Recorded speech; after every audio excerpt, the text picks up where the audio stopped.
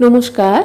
আজ আমি সম্পূর্ণ নিরামিষভাবে কাবলি ছোলা ও আলুর ঘুগনির রেসিপি আপনাদের সঙ্গে শেয়ার করছি। খেতে অপূর্ব হয়। প্রথমেই প্লেটে কিছু গোটা মশলা নিয়ে নিয়েছি।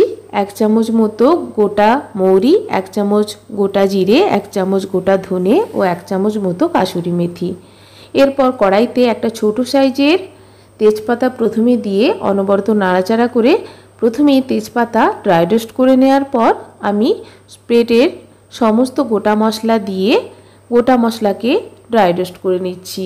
গোটা মশলা বেশি ভাজবেন না, এতে করে তেতো হয়ে যাবে। হালকা ভাজা ভাজা হলে প্লেটে তুলে গোটা মশলা গুঁড়ো করে নিচ্ছি।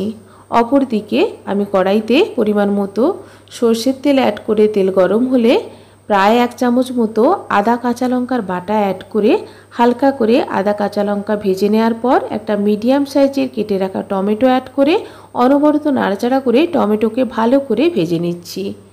এরপর এখানে পরিমাণ মতো হলুদ দিয়ে ড্রাই রোস্ট করা মশলা দিয়ে দেব মিক্সিং জার ধোয়া জল অ্যাড করে মশলাকে কষিয়ে নেব।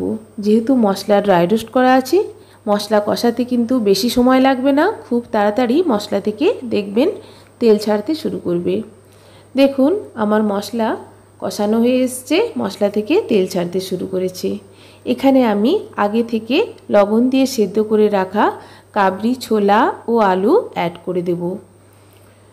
মশলা ভালো করে কষানো হয়ে গেছে, মশলা থেকে তেল ছাড়তে শুরু করেছে।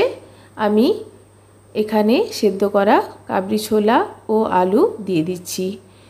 খোসা সমেত দুটো মিডিয়াম সাইজের আলু কাবলি ছোলার সঙ্গে অ্যাড করে সেদ্ধ করে নিয়েছি। মশলার সঙ্গে ভালো করে মিক্স করে মিনিট 2 ফুটিয়ে নেব, যাতে করে মশলার একটা সুন্দর ফ্লেভার কাবলি ছোলা ও আলুর মধ্যে ভালো করে ঢুকে যায়। এরপর এখানে পরিমাণ মতো গরম মশলা অ্যাড করেছি। ভালো করে মিক্স করে আমি সামান্য চিনি অ্যাড করব এখানে স্বাদটা ব্যালেন্স করার জন্য। আপনারা যারা রান্নায় চিনি পছন্দ করেন না তারা কিন্তু এখানে চিনি স্কিপও করতে পারেন, তবে চিনি অ্যাড করলে স্বাদটা ব্যালেন্স হয় এবং খেতে বেশি ভালো হয়।